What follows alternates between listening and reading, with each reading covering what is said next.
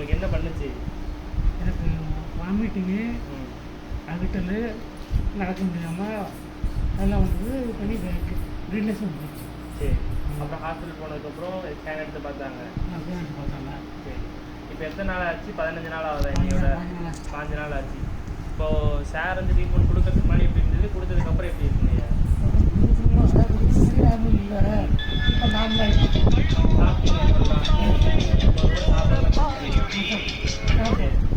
இப்போது நேற்றுக்கு இருந்ததுக்கு இன்னைக்கு இருந்ததுக்கு உங்களுக்கு முன்னாடி பரவாயில்லாமல் இருக்கா? ரொம்ப பரவாயில்ல.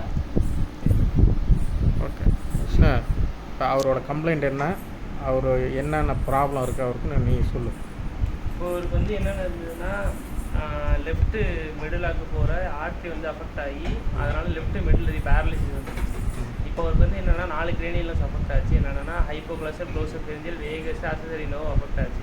அதனால் என்னென்னா டங்குக்கும் த்ரோட் மசில்ஸ்க்கும் சப்ளை பண்ணுற இந்த ஈசோஃபேஜியல் ஸ்பின்ச்சர் வந்து அஃபெக்ட் ஆனதுனால அவரால் சாப்பாடு எதுவும் முழுங்க முடியாது. எது சாப்பிட்டாலும் வாமிட் வரும், குறை ஏறிடும்.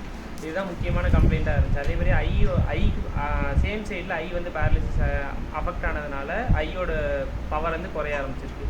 இப்போ இவருக்கு வந்து என்னென்னா ஃபஸ்ட் லெவல் ட்ரீட்மெண்ட்டாக வந்து வேகஸ் நம்ம நர்வ்ஸ் வந்து கிரேனியல் நர்வ்ஸ் ஸ்டிமுலேட் பண்ணுறதா ஃபஸ்ட் லெவல் ட்ரீட்மெண்ட்டாக ஸ்டார்ட் பண்ணி அந்த த்ரோட் மசில்ஸ் வந்து சரி பண்ண ஆரம்பிச்சிருக்கோம்.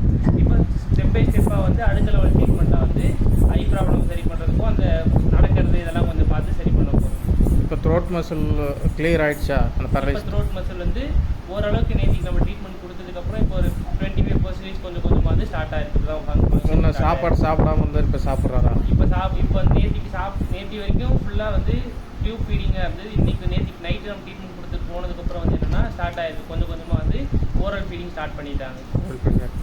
இப்போ சாலிட் ஃபுட்டு போகுது, லிக்விட் ஃபுட்டு போகலை. கொஞ்சம் கம்மியாக தான் இருக்குது. லிக்விட் ஃபுட்ஸ் ஃபுல்லாக இறங்கல. ஓகே.